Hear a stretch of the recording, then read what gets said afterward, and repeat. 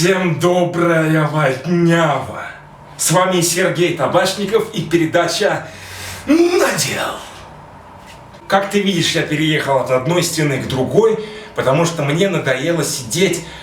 Хочется немножечко приплясывать, когда мы с вами делаем рок-н-ролл или блюзец. Кроме того, я обогатил стену народным искусством, который постоянно кто-то где-то дарит. Если вы узнали, так сказать, свое творчество, то спасибо вам большое. Постоянно чешется рука.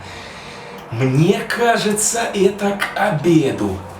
Хотя обеда не пахнет. Но, сука, чешется. Не, я мылся, все нормально. Итак, не будем тянуть, начнем.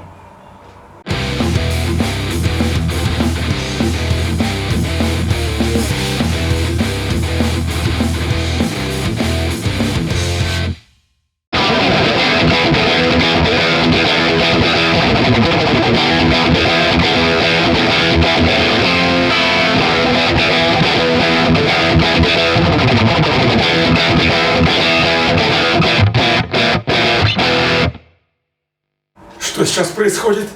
Правильно, я только что сыграл на сингле, и ручку громкости я не выкрутил. Она на полную. И что мы слышим? Правильно! Мы ничего не слышим. Почему? Потому что в нашей цепи сегодня La Dosimator. Это универсальный прибор, предназначенный для подавления революционного шума. Выставляя необходимый трэш-холд, мы избавляемся от всех неугодных власти. У нас сегодня рэковый прибор, и в нем есть два канала. Первый канал предназначен для директ-сигнала от гитары прямо в него и из него в усилитель. Что это означает? Это означает, что он анализирует сигнал со звукоснимателя, со всеми погаными и жуткими наводками и фонами, или фонами, кому как нравится. И нежно и качественно их удаляет. А второй канал, сука, прикольный, втыкается в разрыв усилителя и устраняет шум. Такой легкий от усилителя. Выключу-ка я. Итак, сейчас прибор полностью выключен и фона есть. Фона есть, скрывать не будем. И тот факт, что мы находимся с вами в сингл-режиме, позволяет нам изменять уровень фона путем изменения угла гитары к усилителю. Давайте посмотрим.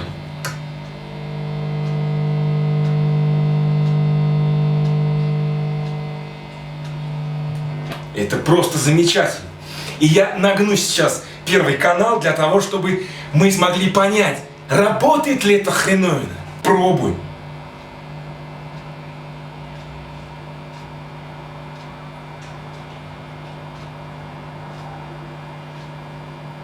Просто невероятно.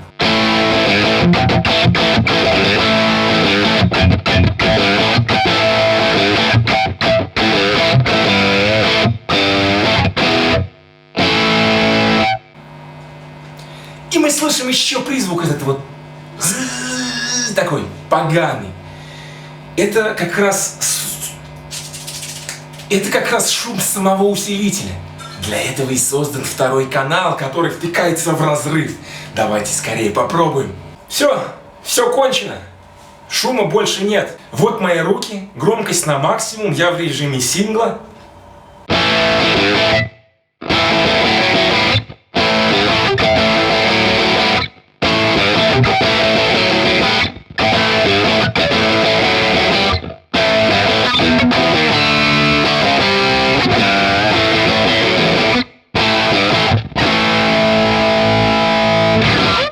И замечу, что звук он вообще не ест. То есть у нас как есть сигнал абсолютный, так он и продолжается.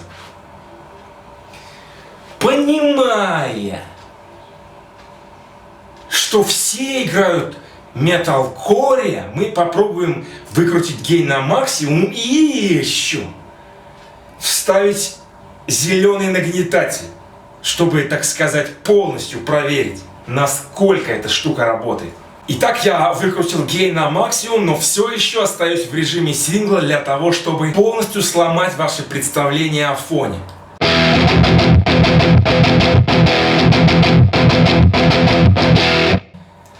Нагну зеленый.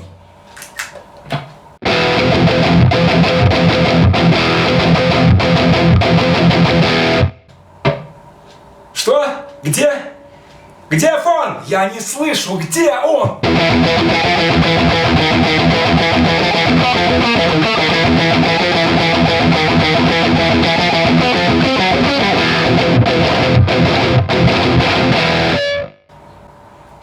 Вот примерно так и обстоят дела с настоящим шумоподавлением, а не со странноватыми примочками фирмы Boss.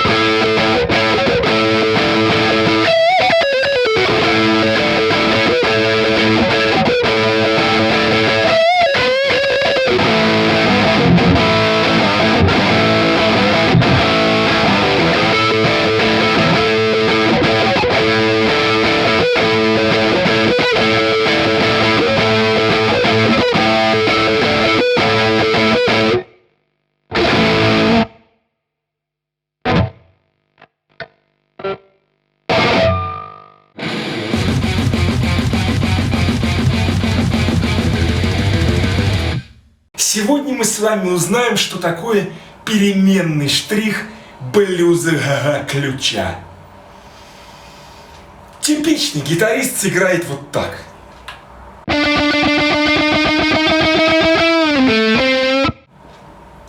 А культурный блюзовый гитарист сыграет вот так.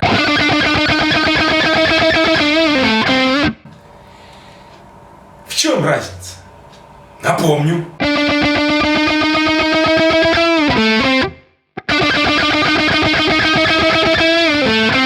Разница в том, что первый раз все звучит очень слитно от удара к удару.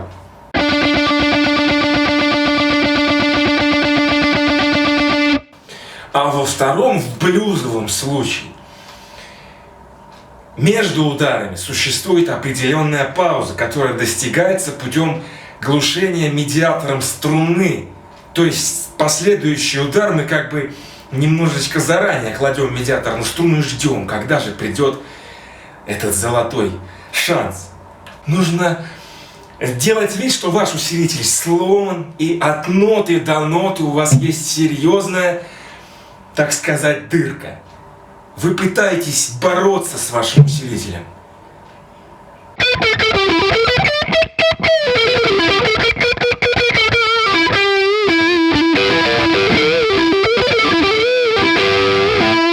Только серьезные блюзовые тренировки вам помогут. И это тренировки вовсе не на гитаре.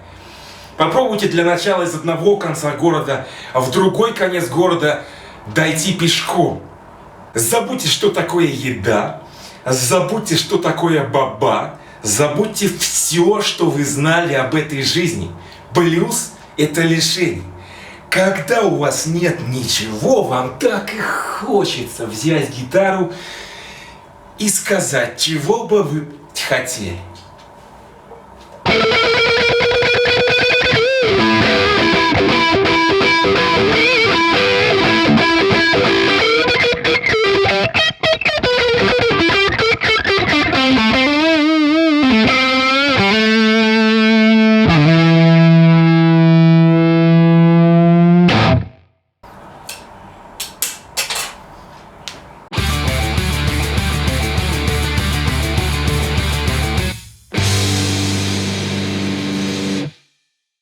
Сегодня в музде, как обычно, трое, не будем затягивать. Для начала это группа из Грузии. Серьезные ребята.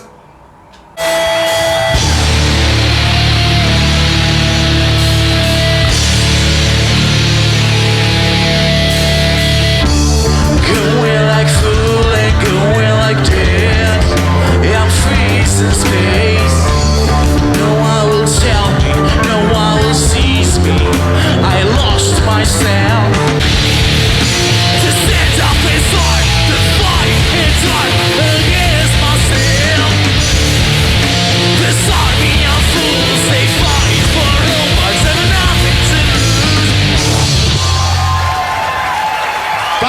ჩვენ ვართ ჯგუფი Scratch the Floor და ამ სიმღერას ერქვა Out From. Გინდათ კიდე? Далее начинается арт, настоящий арт. Это человек, который любит слушать серьезную музыку, а потом пытаться изобразить ее на подручных инструментах, будь то сковорода, балалайка или даже стиральная машина. Смотрим.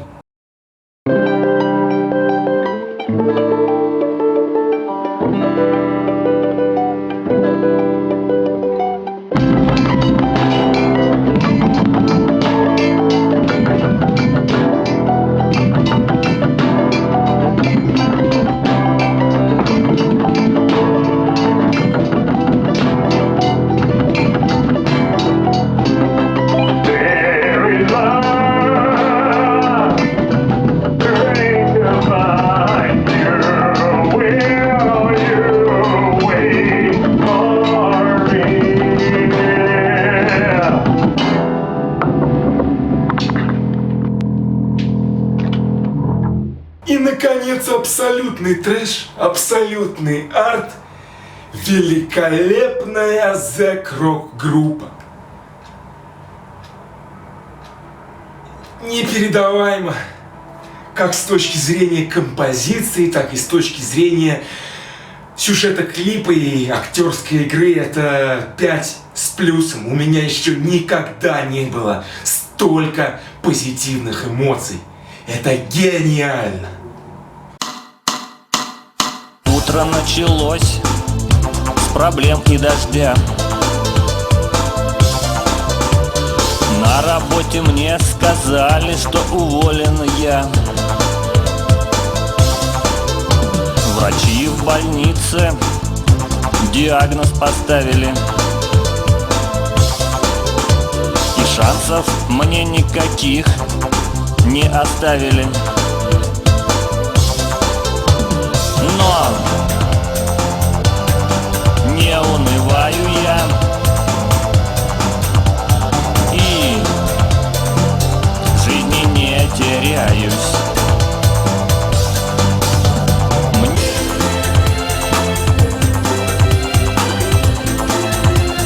только бы успеть.